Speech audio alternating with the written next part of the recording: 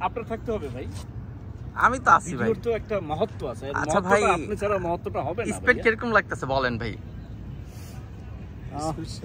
বলো বলো বলো, স্পেন কেমন লাগতেছে?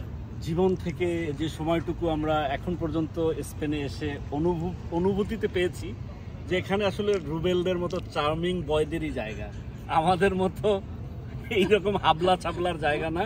এখানে স্মার্ট, তারপরে জিনিয়াস কিংবা ভদ্র, নেহাতি খুবই ভদ্র রুবেল ভাইদের জায়গা। আমরা হাবলা ছাবলা। ভাই বাসটা বেশি হয়ে গেল না? আপনি ভাই কিছু বলতে বললেন, তাই আমরা বললাম। ঠান্ডা মাথায় স্পেন আমাদেরকে কেন যেন আপন করতেছে না, বুঝছেন রুবেল ভাই? হয়ে যাবে সব, ওয়েট এন্ড সি, সব ঠিক হয়ে যাবে।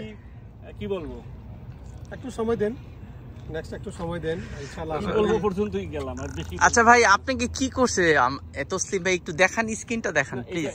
এটা যদি দেখাইতে যাই, সমস্যা নাই। আপনি দেখেন না, আমরা জান কা দুশ্মন কেন বলতে হয়। এটা হচ্ছে বিফোর, এটা হলো আফটার। যারা ফেয়ার অ্যান্ড লাভলির অ্যাড করেন তাদের কাছে আমার জানা যে আমি কি নকল ফেয়ার অ্যান্ড লাভলি ইউজ করছিলাম, তার জন্য আমার স্ক্রিন এই অবস্থা। বাহ, কি সুন্দর একটা কামলা দিছে রে ভাই, জ্বালাই দিচ্ছে বাইরে। এটাও আমার জীবনের একটা অভিজ্ঞতা। আর করে করে আর আফসোস করে, হাই স্পেন, কিভাবে যে স্পেনে আসলাম।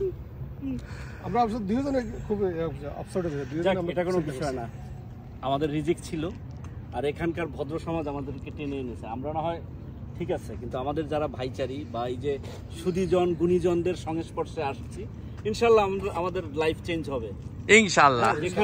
যেখানে রুবেলের মতো জাদুকর আছে, নেসার ভাইয়ের মতো একজন মানে মহাত্মা, মানে আমি বলবো যে মহৎ মানসিকতা আছে, সেখানে অবশ্যই আমরা ক্লিক করবো আইজ আর কাল, টুডে এন্ড টুমরো। বাহ ভাই, বাহ বাহ, থ্যাংক ইউ। We don't